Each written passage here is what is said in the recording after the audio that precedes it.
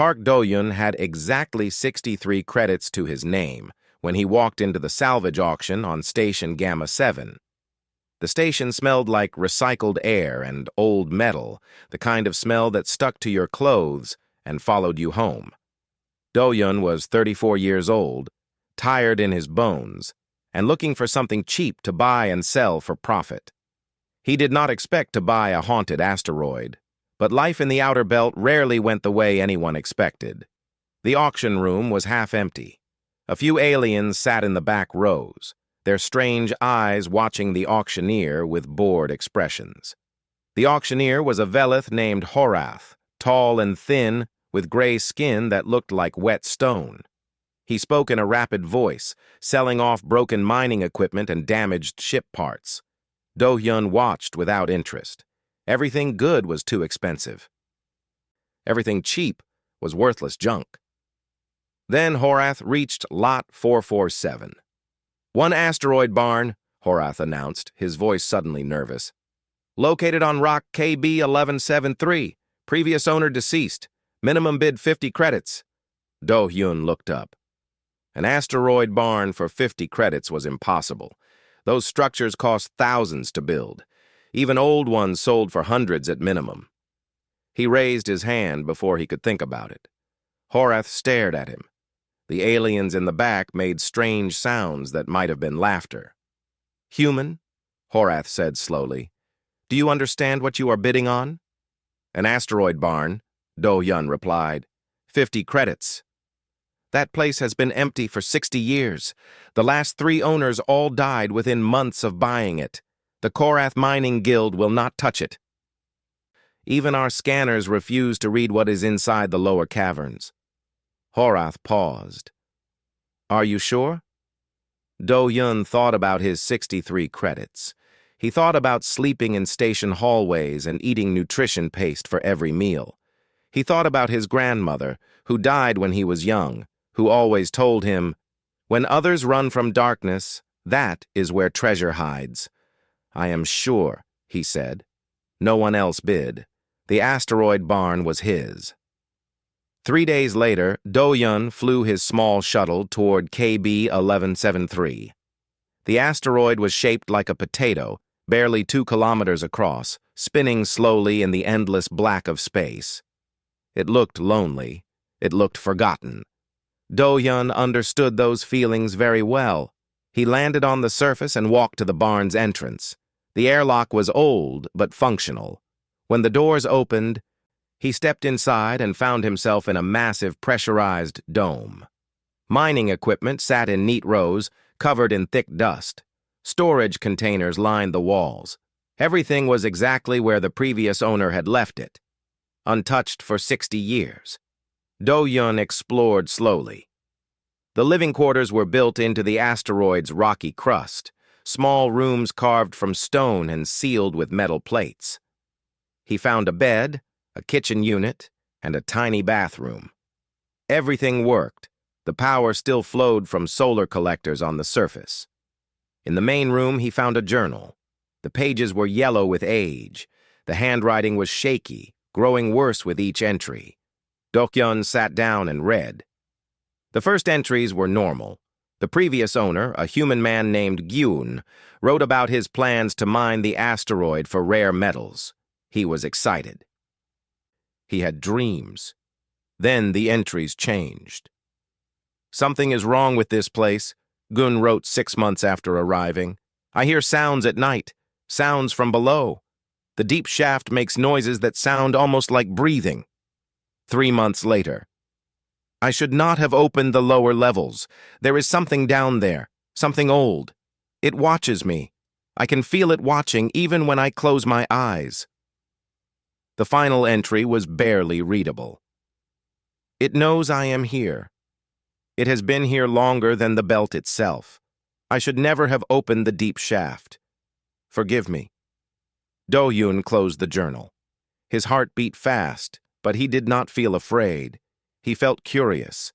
His grandmother had been right about darkness and treasure. But what kind of treasure waited in the dark? He spent the next day exploring every corner of the barn. He found mining tools, food supplies sealed in vacuum containers, and equipment worth more than he had paid for the entire property.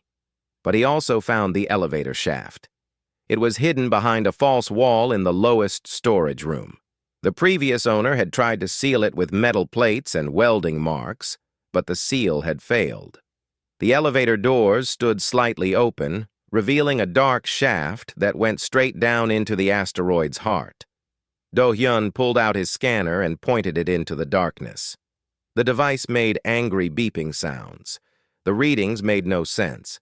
According to the scanner, the shaft went down 3 kilometers, far deeper than any mining operation needed, and at the bottom, there was a hollow space the size of a small city. But that was not the strangest part. Inside that hollow space, the scanner detected something alive. Something with a heartbeat, one single heartbeat, slow and steady like a sleeping giant. Do-hyun stepped back from the shaft. The walls around him were covered in scratches, marks he had not noticed before. He looked closer and realized they were words, carved into the stone by many different hands over many different years. Some were in human languages, others were in alien scripts he could not read. He recognized one phrase in Velith, writing, "Do not wake it." Another in Korath symbols, "Do not feed it." A third in a language so old it looked like it belonged in a museum, "Do not speak to it." 7 different languages, 7 different warnings, all saying the same thing. Do-hyun stood alone in the darkness, 63 credits poorer and one haunted asteroid richer. Below him, something ancient waited in its sleep.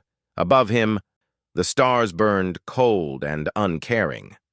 Any smart person would leave. Any reasonable person would sell the property and run far away. But Do-hyun was not feeling smart or reasonable. He was feeling something else, something his grandmother would have recognized. He was feeling stubborn. "All right," he said to the empty room and the dark shaft and whatever was listening below. "I bought this place fair and proper. That makes you my problem now." The asteroid did not answer. But somewhere deep below, in a chamber no living being had entered for thousands of years, something very old and very tired heard a human voice for the first time. And for the first time in longer than it could remember, it felt something like hope. Do-hyun did not sleep that night. He sat in his new home, reading the dead man's journal again and again, trying to understand what waited below. He did not know that his life had just changed forever. He did not know that he had just become part of a story older than human civilization. All he knew was that he had finally found a place to call his own, and he was not going to let some ancient mystery scare him away, not for 50 credits, not for anything. Do-hyun did not run. That was the first thing that made him different from everyone who came before. For 3 days, he lived in the asteroid barn like nothing was wrong. He cleaned the dust from the equipment, he organized the storage containers, he fixed the broken lights in the living quarters, and every night he sat near the elevator shaft and listened to the silence below. On the 4th day, he called an old friend. Yoon Somi appeared on his communication screen with messy hair and tired eyes. She was 29 years old, a xenoarchaeologist who worked at a small university station on the other side of the belt. They had met years ago when Do-hyun hauled cargo for her research team.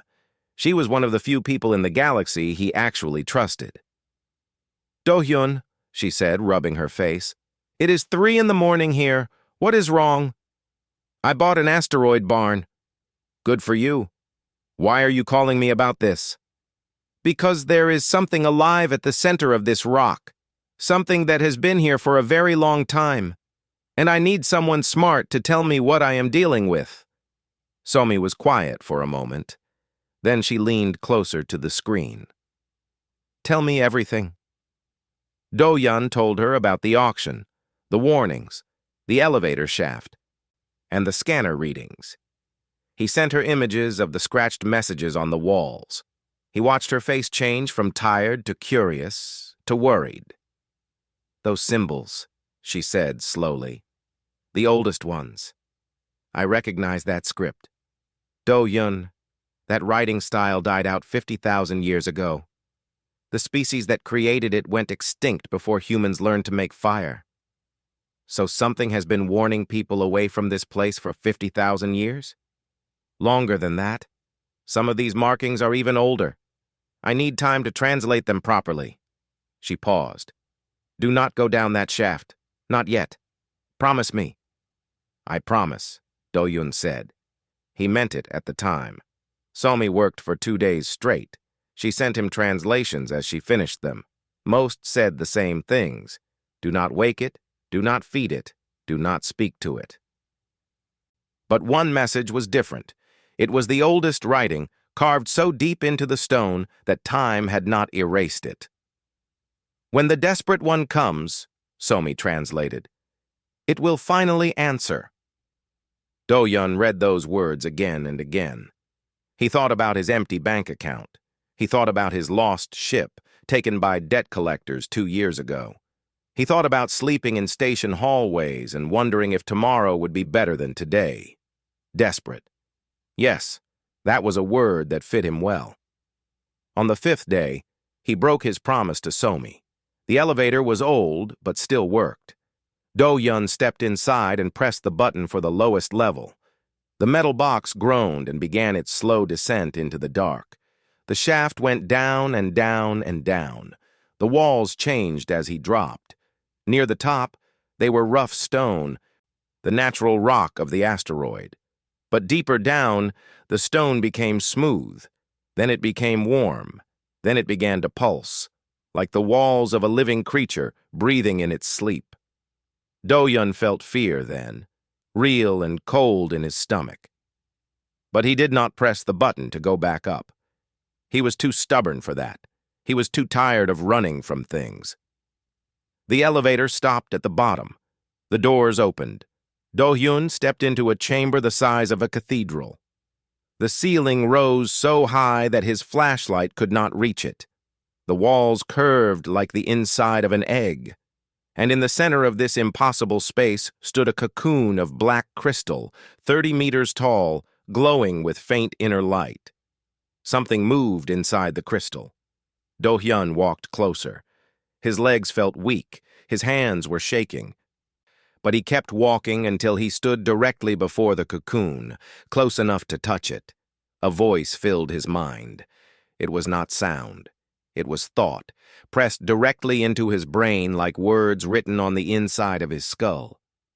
The voice was old beyond understanding, tired beyond measure, and filled with a sadness so deep it made Do-Hyun's chest hurt. Another comes to seal me away, the voice said. Another comes to add their warning to the walls. Do it quickly, small one. I am so tired of hope. Do-Hyun stood very still. His heart pounded. His mouth was dry. Every instinct told him to run, to scream, to do anything except what he did next. He sat down. Cross-legged on the stone floor, facing the crystal cocoon, he sat like a child waiting for a story. The voice in his mind went silent with surprise. I did not come to seal anything, Do-Hyun said out loud. His voice echoed in the vast chamber. I just bought this place. It is my home now. You are on my property. So I figure we should probably talk. Silence. Long and heavy and full of confusion. Then, for the first time in thousands of years, the thing in the crystal spoke a different kind of word. Talk? It asked. The voice sounded almost confused. You want to talk? Yes, Do-Hyun said. That is what neighbors do. They talk. They get to know each other. I am Park Do-Hyun. I used to haul cargo until I lost my ship. Now I own an asteroid barn with something ancient living in the basement. What is your name? More silence. Do-Hyun waited. He was good at waiting. He had spent his whole life waiting for things to get better. I do not remember my name, the voice finally said. It has been so long, so very, very long since anyone asked. That is okay, Do-Hyun said. We can figure that out later. For now, why do you not tell me what you are, and why is everyone so afraid of you? The presence in his mind shifted. It felt like standing under a vast sky, looking up at stars older than time. It felt like being very small next to something very large. But it did not feel evil. It felt lonely. "I am what your kind has no word for," the voice said slowly. "I am a seed keeper. Long ago, before your species existed, before most species existed, my kind planted life across the galaxy. We watched it grow. We helped it flourish. Then we destroyed ourselves with war and pride. And you ended up here? I was wounded, dying. I hid inside this rock to sleep and heal, but the healing takes so long. And everyone who comes here wants to hurt me or use me. Their fear and greed wake the defenses I cannot control. So they die, or they run. And I sleep on, alone, forever." Do-Yun thought about this for a while. Outside, in the galaxy of stations and ships and busy alien civilizations, he was nobody. A failed cargo hauler with no money and no future. But here, in this dark chamber at the heart of a forgotten asteroid, he was the first person in thousands of years to simply sit down and ask an ancient being how it was doing. "That sounds terrible," he said honestly. "Being alone for that long. I have only been alone for a few years, and I already hate it." The presence in his mind trembled. If something that old could cry, Do-Yun thought it might be close to crying now. "You are strange, little human," it said. "You are not afraid?" "I am terrified," Do-Hyun admitted. "But fear is not a good reason to be rude. My grandmother taught me that." For the first time in 4 billion years, something that might have been laughter echoed through the chamber. It was rusty and weak, like a machine that had forgotten how to work. But it was real. "Your grandmother," the seed keeper said. "Sounds like she was very wise." "She was," Do-Yun agreed. "She also said that when others run from darkness, that is where treasure hides. I think she would have liked you." The crystal cocoon pulsed with soft light. Inside, something ancient and impossibly powerful felt something it had forgotten existed. Connection, kindness, the simple warmth of being seen as more than a monster. "Stay," the seed keeper said. "Please, stay and talk more." "I have so much to tell someone, anyone. I have been so alone." Do-Yun smiled in the darkness. "I am not going anywhere," he said. "This is my home now, and you are my neighbor. We have all the time in the galaxy." Above them, stars burned, and civilizations rose and fell. Below them, an ancient wound slowly began to heal, and in a chamber no living being had entered for millennia, a human and a god sat together in the dark and simply talked. The seed keeper told its story over many nights. Do-Yun would descend to the crystal chamber every evening after finishing his work above. He brought food and water, though he did not need them down there. The habit of eating helped him feel normal while sitting before something that had watched stars being born. The seed keeper's voice in his mind grew stronger each night, more clear, as if the simple act of being heard was giving it power. And the story it told was beyond anything Do-Yun had ever imagined. "We were the first," the seed keeper explained. "Before there was life in this galaxy, there was only us. We came from somewhere else, somewhere so far away that even light would take forever to reach it. We found this galaxy empty and dark, and we decided to fill it." "You created life?" Do-Hyun asked. "We planted seeds. On millions of worlds, we placed the building blocks of existence. Simple things at first, cells that could grow and change and become more. We watched your galaxy bloom like a garden over billions of years. But something went wrong." "Yes." The sadness in the seed keeper's voice was so deep that Do-Yun felt his eyes grow wet. "We disagreed about the garden. Some of us wanted to guide it, control it, make sure it grew the way we planned. Others wanted to let it grow wild, to see what it would become on its own. We fought. We destroyed each other. Civilizations that had lasted for eternities ended in moments of foolish rage. And you? I was wounded in the final battle, a wound that would take millions of years to heal. I found this rock, this quiet corner of the galaxy, and I wrapped myself in crystal to sleep. I thought I would wake to a better universe. Instead, I wake to find myself a monster in the dark. Do-yun thought about this for a long time. Above them, Somi was probably still awake, studying her translations and worrying about him. She had called many times since he broke his promise. He had not told her everything yet. He was not sure how. "Why do people die when they come here?" he asked finally. "The warnings on the walls. The previous owners, what happens to them?" The Seed Keeper's presence shifted with something like shame. "My wound leaks," it admitted. "Psychic energy that I cannot control. When someone approaches with hostile intent, with greed or fear or the desire to hurt, the energy reflects their feelings back at them. It amplifies their worst thoughts until their minds break. I do not choose this. I cannot stop it. It is a defense that runs on its own, even in my sleep. But I approached you.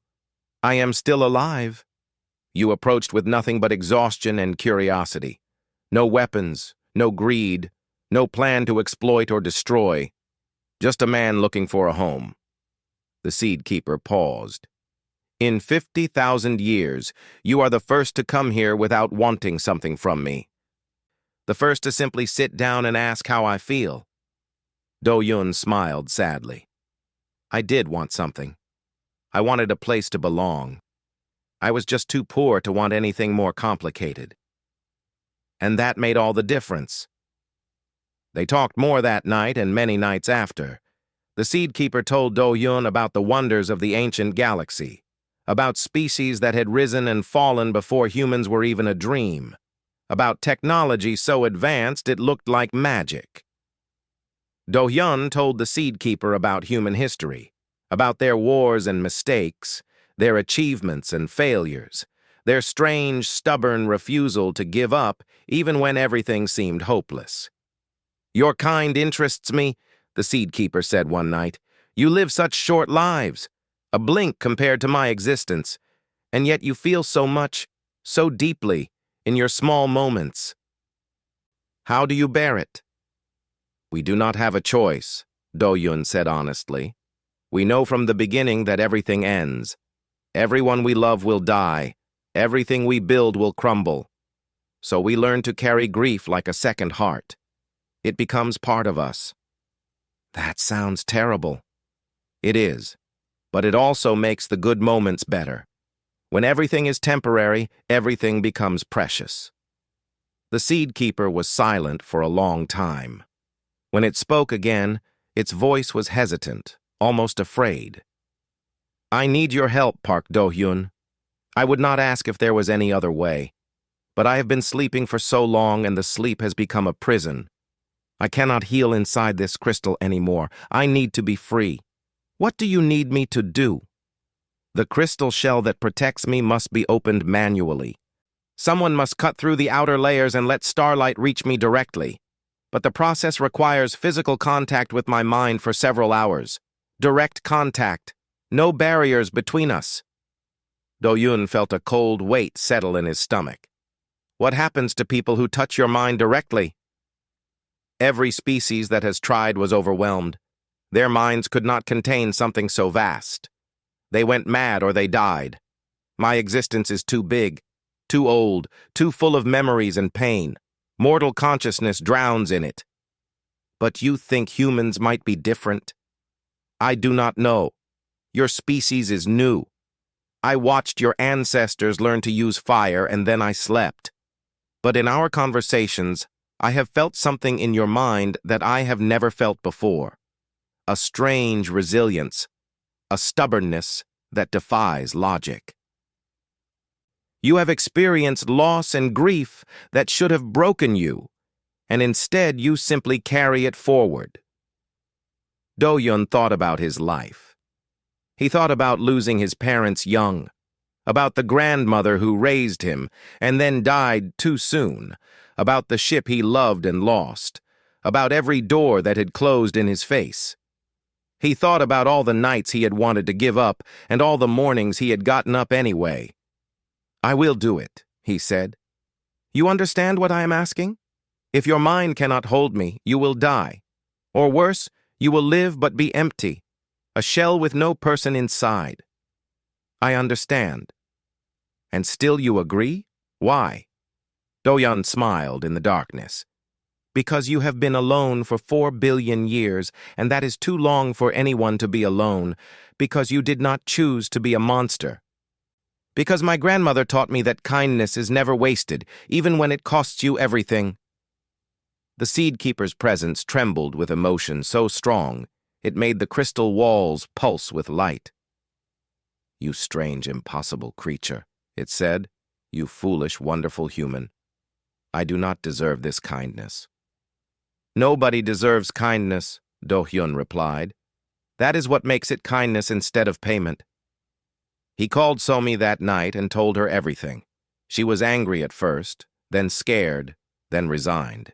She knew Do-hyun well enough to know that arguing would not change his mind.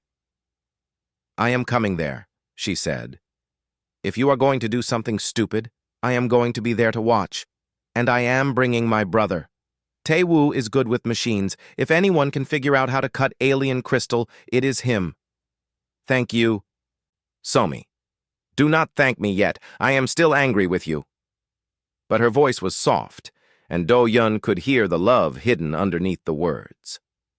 A week later, Somi and her brother Tae-woo arrived at KB 1173. Tae-woo was 24. Younger than both of them, with quick hands and a quicker mind. He looked at the elevator shaft and the crystal chamber and the pulsing walls with wide eyes. "This is insane," he said. "This is completely insane. You know that, right?" "Yes," Do-hyun agreed, "but sometimes insane is the only choice left." They spent 3 days preparing. Tae-woo studied the crystal cocoon and designed a cutting system using modified mining tools. Somi brought medical equipment and a neural dampener, just in case they needed to sedate Do-hyun quickly. On the 4th day, they were ready. Do-hyun stood before the crystal, his hands raised, his heart pounding. Somi and Tae-woo waited behind him, their faces pale with fear. The Seed Keeper's voice filled the chamber, gentle and grateful and terrified all at once. "Are you sure?" it asked one final time. Do-hyun thought about his grandmother. He thought about darkness and treasure. He thought about a lonely god trapped in crystal for longer than human civilization had existed. "I am sure," he said. He pressed his hands against the crystal and opened his mind. And everything changed. The moment Do-hyun's hands touched the crystal, the universe exploded inside his skull. He saw everything. He felt everything. 4 billion years of memory poured into his mind like an ocean crashing through a tiny window. He saw stars being born in clouds of burning gas. He saw planets cooling from molten rock into blue-green worlds of water and life. He saw the Seed Keepers in their glory, beings of light and thought, moving through the galaxy like gardeners tending an infinite field. And he saw the war. Ships the size of moons firing weapons that tore holes in reality. Entire solar systems turned to ash in moments of rage. The Seed Keepers dying, their ancient civilization crumbling, their immortal lives ending in fire and betrayal. Pain, so much pain. Loss that went beyond anything Do-hyun had ever imagined. The Seed Keeper had watched its family die, its purpose destroyed, its hope crushed. And then it had crawled into this rock to hide and heal and wait for something better that never came. Do-hyun screamed. Blood ran from his nose and dripped onto the crystal. His knees buckled, but his hands stayed pressed against the smooth surface, locked in place by something stronger than muscle. Behind him, Somi shouted his name. Tae-woo grabbed his shoulders and tried to pull him away. "He is not letting go!" Tae-woo yelled. "The crystal is holding him!" "Do-hyun!" Somi's voice was desperate. "You have to fight it! You have to stay yourself! But Do-Yun could barely hear her. He was drowning. The Seed Keeper's consciousness was so vast, so ancient, so full of experiences that his human brain was failing under the weight. He could feel himself disappearing, his identity washing away like sand in a river. This was how the others had died. This was why no one survived. The Seed Keeper's voice reached him through the chaos, filled with horror and regret. "I am killing you," it cried. "I cannot stop it." "I am so sorry! Let go! Please let go! I would rather stay trapped forever than destroy you!" Do-Yun tried to speak, but his mouth would not work. The memories kept coming. 1,000 lifetimes of joy and sorrow and wonder and loss. He saw civilizations rise and fall. He saw species evolve from simple cells to complex societies. He saw beauty beyond description and cruelty beyond measure. And he saw the loneliness. Thousands of years of silence, millions of years of darkness. The Seed Keeper had been awake sometimes, between long sleeps, and every waking moment had been filled with the same crushing isolation. No one to talk to, no one to share the memories with. Just an endless parade of frightened visitors who came with weapons and greed and left as corpses or madmen. Do-Yun understood something then. The Seed Keeper was not trying to hurt him. It was trying to share everything because it had been holding everything alone for so long. The weight was too heavy for one being, even a being that had helped create galaxies. "I know," Do-Yun whispered inside his mind. "I know how heavy it is." He thought about his grandmother's death, the feeling of holding her hand as she took her last breath. The weeks afterward when the world seemed gray and empty. The way grief had settled into his bones and never fully left.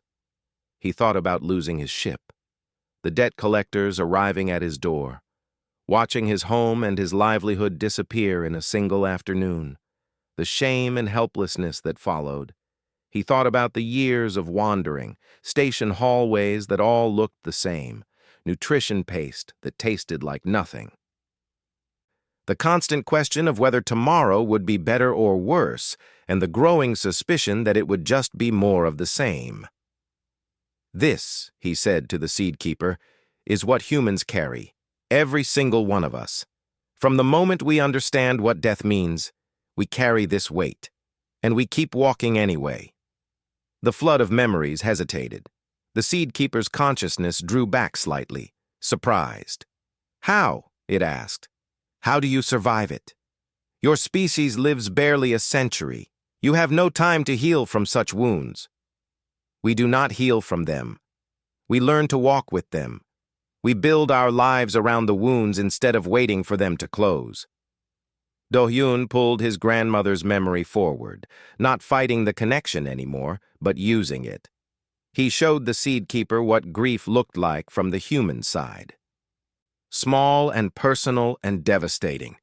A single old woman dying in a small room, leaving behind a single young man who loved her more than anything. "This is my loss," Do-Yun said. "It is tiny compared to yours, but it still hurts. It has hurt every day since it happened, and I am still here. I am still talking to you. Because pain is not the end. Pain is just part of the journey." The Seed Keeper's presence shifted. The crushing weight began to ease, not because the memories were disappearing, but because they were being shared instead of dumped. Two minds holding the burden instead of one. "You are not drowning," the Seed Keeper realized, its voice filled with wonder. "You are swimming. In an ocean that has killed everyone else, you are actually swimming." "I am too stubborn to drown," Do-Yun gasped through gritted teeth. "Ask anyone who knows me." Behind him, Somi was crying.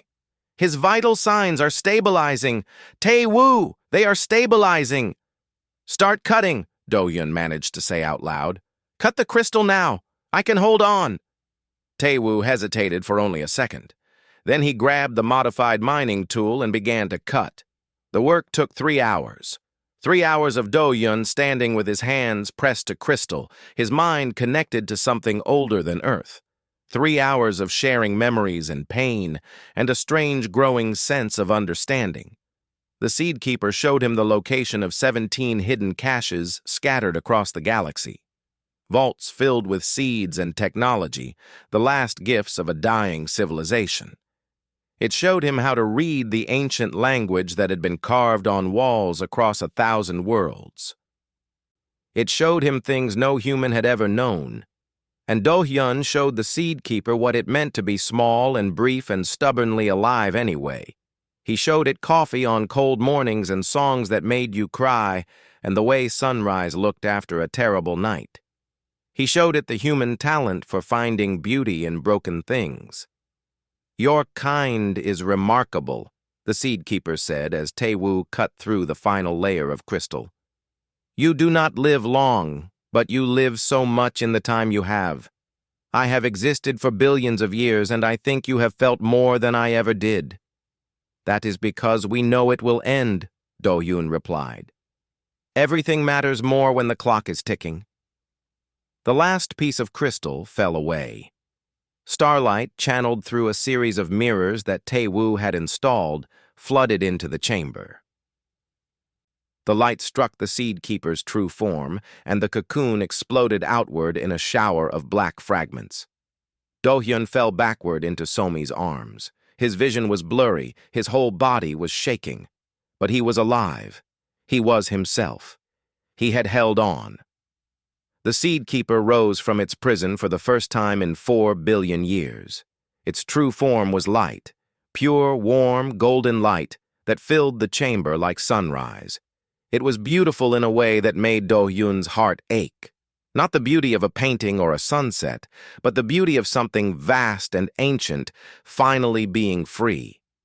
The light wrapped around Do-hyun, Somi, and Tae-woo, not consuming them, not hurting them, just holding them gently, the way a grandmother might hold a child.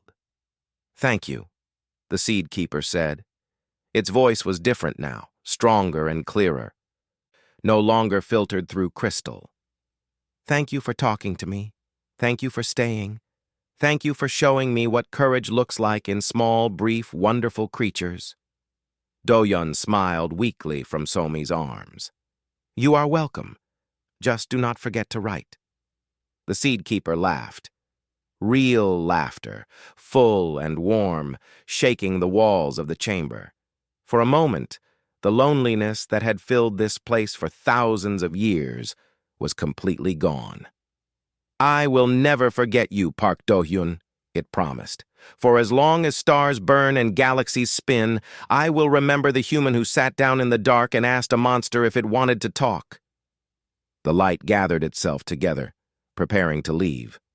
After billions of years of sleep, the Seed Keeper had a galaxy to explore and seeds to check on, and a future to discover. But before it went, it had one more gift to give. "The caches I showed you," it said, "the language I taught you, use them well, use them kindly. I trust you because you did not ask for trust. You simply offered kindness when you had nothing else to offer." Then the light rose through the stone ceiling like a sunrise in reverse, and the Seed Keeper was gone. Do-hyun lay in the darkness of the empty chamber, surrounded by shattered crystal, with Somi crying over him and Tae-woo staring at the ceiling in shock. "What just happened?" Tae-woo asked weakly. "Something good," Do-hyun whispered. "I think something good finally happened." He closed his eyes and let unconsciousness take him, dreaming of stars and seeds and a grandmother who had been right about everything. Do-hyun slept for 3 days.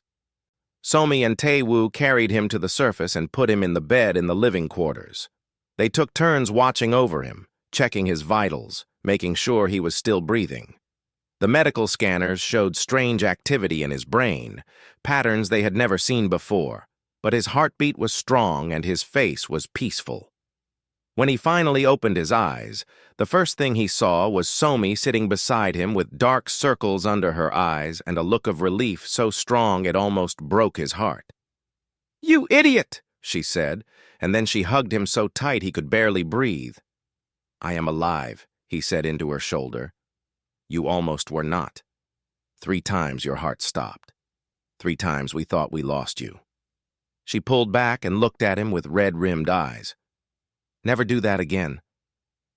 "Promise me." "I promise." He meant it this time. Taewoo appeared in the doorway with a cup of hot tea. "The crazy man is awake. Good. I was getting tired of watching my sister cry." "I was not crying," Somi protested, wiping her face. "You were definitely crying. It was embarrassing." Do-hyun laughed, and the sound surprised him. He had not laughed like that in years. Something had changed inside him.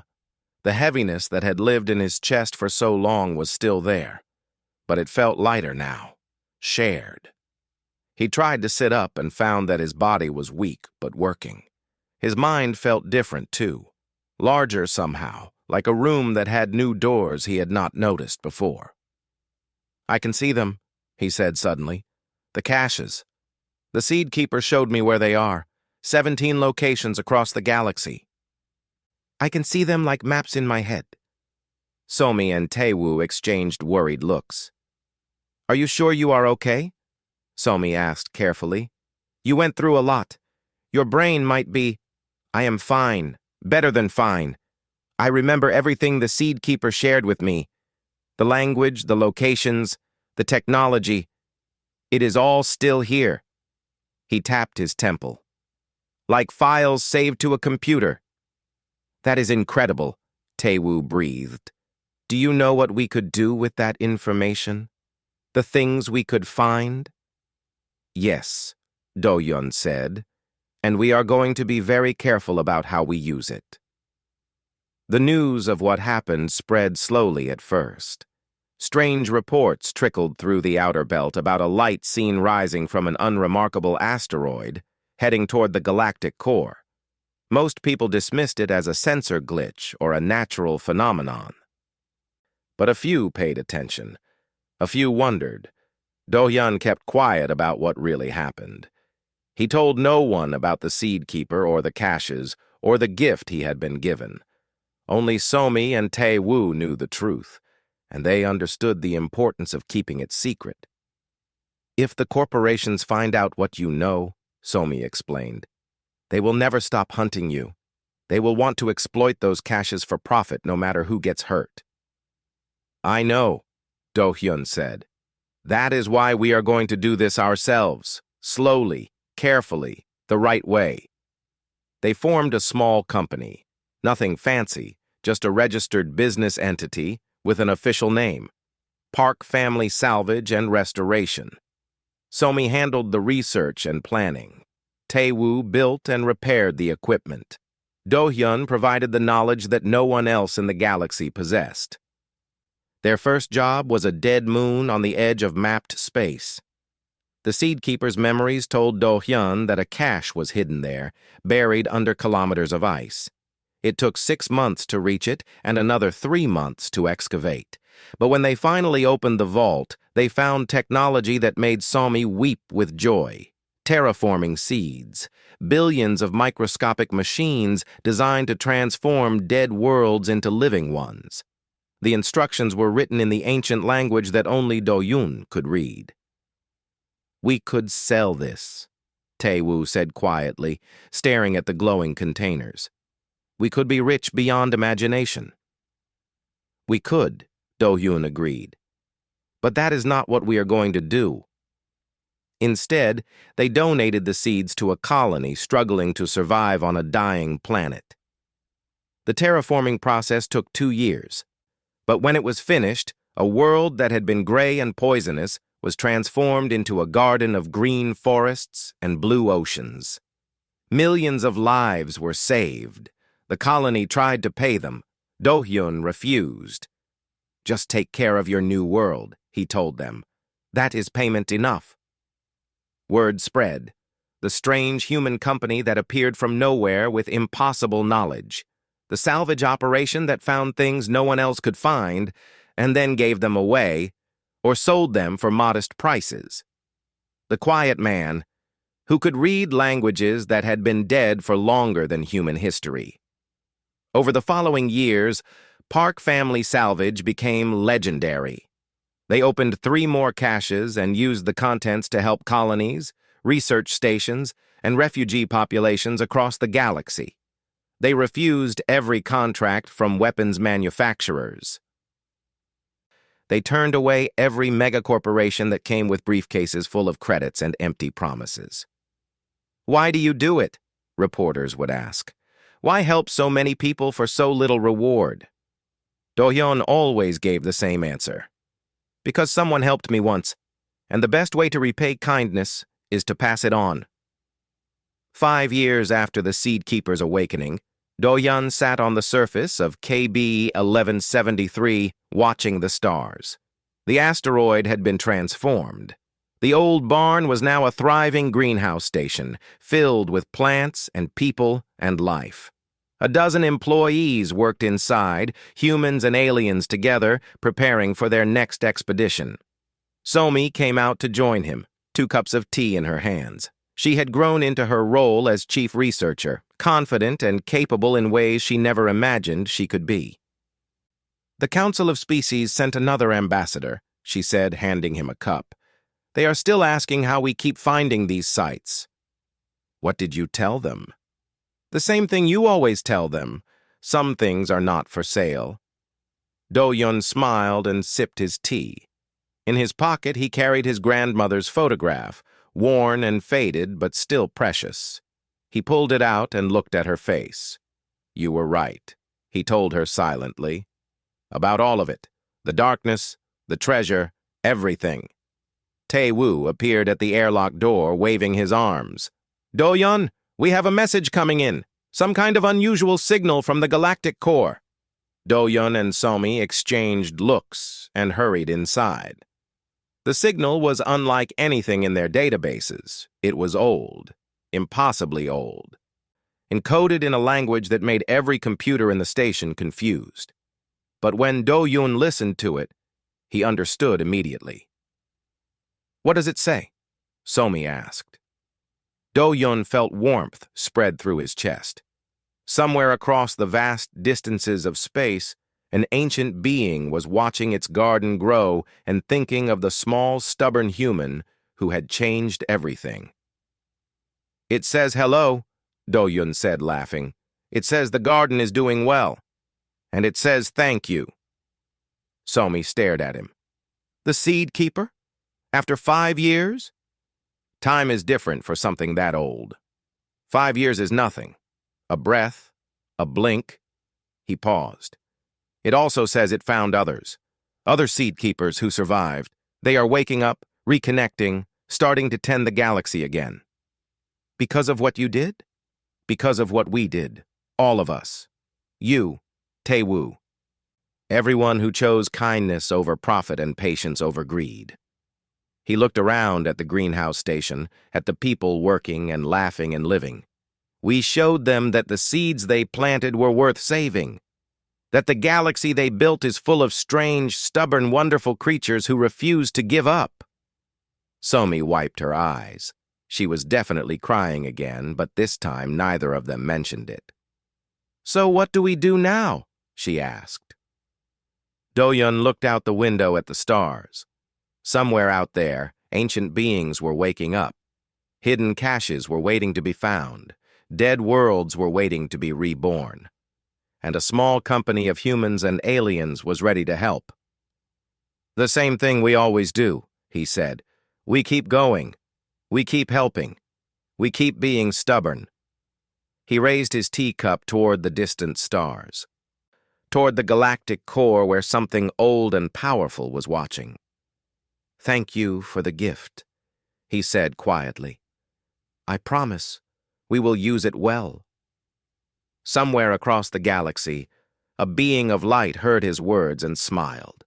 The garden was growing, the seeds were spreading, and the small, brief, wonderful creatures called humans were proving that kindness was the strongest force in the universe.